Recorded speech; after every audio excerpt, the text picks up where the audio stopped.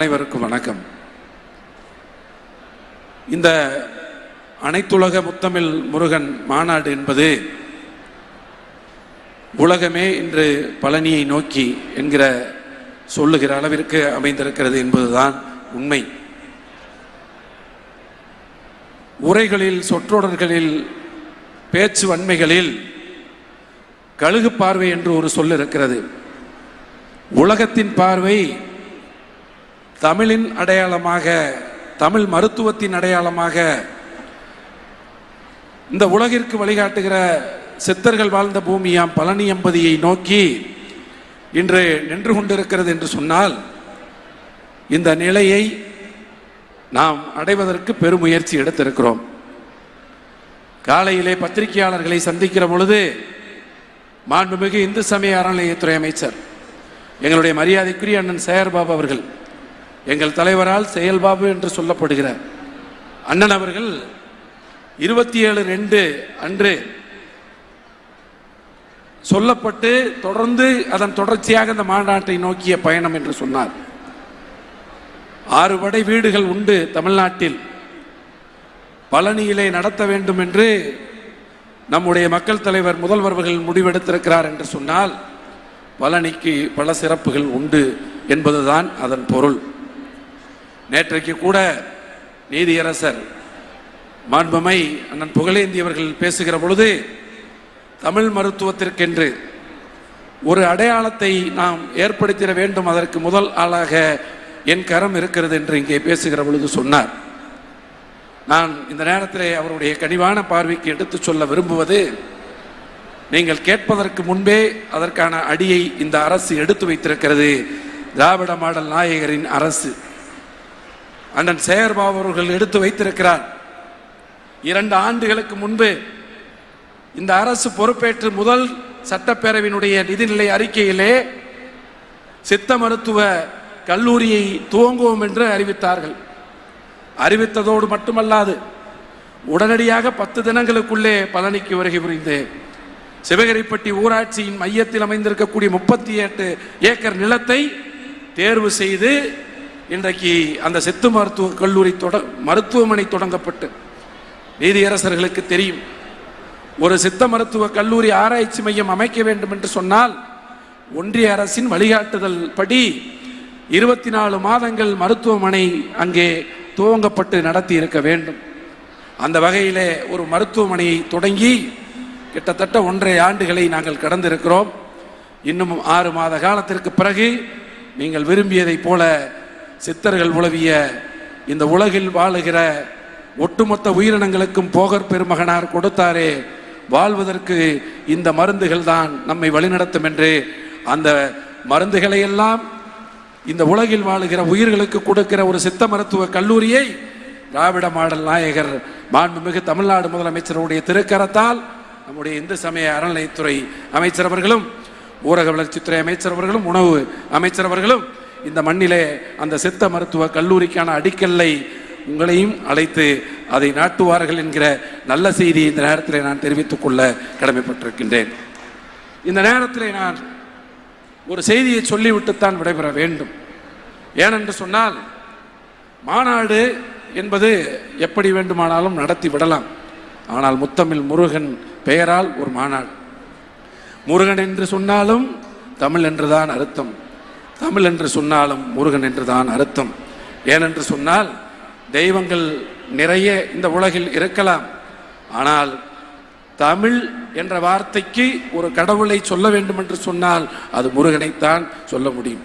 அதனால்தான் இன்றைக்கு உலகத்தில் இருக்கக்கூடிய பல நாடுகளிலிருந்து பல தமிழறிஞர்கள், ஆன்றோர்கள், சான்றோர்கள் எல்லாம் தங்கள் திருக்கரங்களால் எழுதிய கட்டுரைகளை, 300க்கும் மேற்பட்ட கட்டுரைகளை இந்த ஆய்வரங்குகளில் கொண்டு வந்து நிறுத்தி இருக்கிறார்கள் என்று சொன்னால், அது தமிழுக்கு அடையாளமாக இருக்கக்கூடிய முருகனுக்கு கௌரவம் செய்வதற்கு என்பதை யாரும் மறுத்துவிட முடியாது.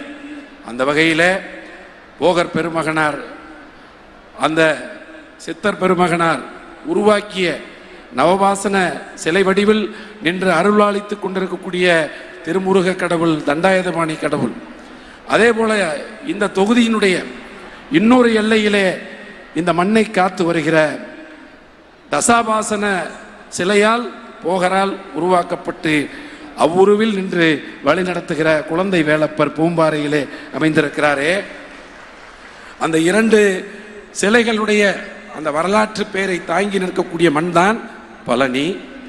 ஆக நான் ஒரு நன்றியை முதல்வருக்கும் அறநிலையத்துறைக்கும் சொல்லி இந்த உரையை முடிக்க வேண்டும். நவபாசன சிலை உருவில் நின்று கொண்டிருக்கக்கூடிய அருள்மிகு தண்டாயுதபாணி கடவுளுக்கு பல ஆண்டுகளுக்கு பிறகு குடமுழுக்கு பெருவிழாவை நடத்தி இருக்கிறீர்கள், அதற்கு நன்றி. சித்தர்கள் வாழ்ந்த இந்த மண்ணிற்கு சித்த மருத்துவ கல்லூரியை தந்திருக்கிறீர்கள், அதற்கு என்னுடைய நன்றி.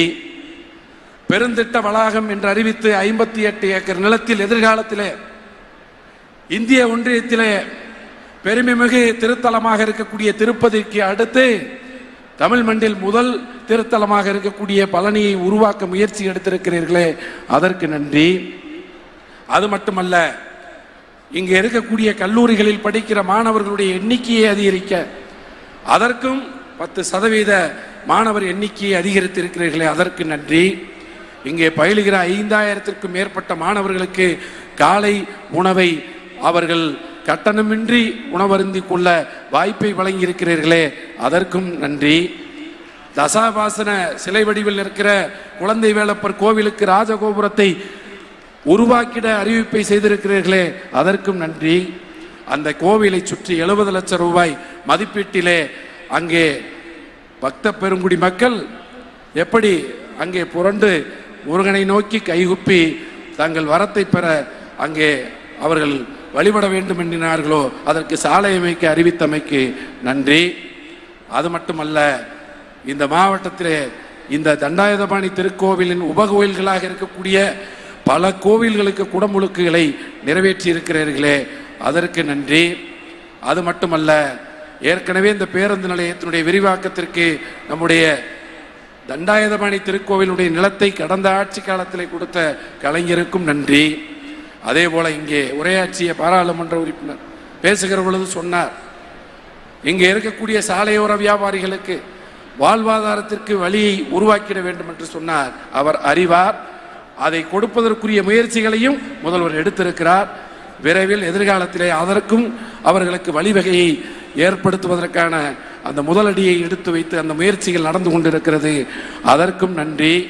அது மட்டுமல்ல, இந்த பழனி என்பதிலே உலகத்தில் உள்ள ஒட்டுமொத்த தமிழர்களுடைய உணர்வாம் திருமுருக கடவுளின் அந்த அரோகரா கோஷத்தோடு இந்த மாநாட்டை துவக்கி இன்றைக்கு முருக பக்தர்களுடைய உணர்வை இந்த உலகத்தின் உச்சாணியில் கொண்டு போய் நிறுத்தி இருக்கிற மாண்புமிகு தமிழ்நாடு முதலமைச்சர் எங்கள் தலைவர் அண்ணன் தளபதியார் அவர்களுக்கும் திராவிட மாடல் அரசாக இருக்கக்கூடிய திராவிட முன்னேற்ற கழகத்தினுடைய அரசிற்கும் இந்த அரசிற்கு பல்வேறு துறைகள் இருந்தாலும் இந்து சமய அறநிலையத்துறையினுடைய அமைச்சர் அண்ணன் சேகர்பாபு அவர்களை எங்கள் தலைவர் நேற்று பேசுகிற பொழுது சொன்னார், கோவிலுக்குத்தான் அமைச்சராக கொடுத்தேன், கோவிலிலேயே இவர் குடிகொண்டிருக்கிறார் என்று சொன்னார். ஆம், நேற்று பார்த்திருப்பீர்கள், நம்முடைய வீரமணி ஐயா அவர்கள் அந்த விநாயகருடைய பாடலை தொடங்கியது முதல் ஐயப்பனுடைய பாடல் தொடங்கி முருகனுடைய திருப்புகள் முடிக்கிற வரை அவர் பாடினாரோ இல்லையோ, நம்முடைய இந்து சமய அறநிலையத்துறையினுடைய அமைச்சர் அண்ணன் சேகர்பாபு அவர்கள் பாடிக்கொண்டே இருந்தார். ஆக ஒவ்வொரு துறைக்கும் தகுதி வாய்ந்தவர்களை அமைச்சர்களாக நிறுத்தி இன்றைக்கு திராவிட மாடல் அரசு இந்திய ஒன்றியத்தில் இருக்கக்கூடிய எல்லா மாநில அரசுகளுக்கும் ஒரு முன்னுதாரணமான அரசாக நின்று வழிகாட்டி கொண்டிருக்கிறது என்பதனை மட்டும் சொல்லி, மீண்டும் இந்த அரசை வழிநடத்துகிற எங்கள் மக்கள் தலைவர் திராவிட மாடல் நாயகர் மாண்புமிகு தமிழ்நாடு முதலமைச்சர் அவர்களுக்கு நன்றி கூறி, பழனிக்கும் எங்களை காத்தருள்கிற முருகப்பெருமானுக்கும் இந்த பெருமையை முன்னிறுத்திய அனைவருக்கும் நன்றி நன்றி நன்றி என்று கூறி விடைபெறுகின்றேன். நன்றி, வணக்கம்.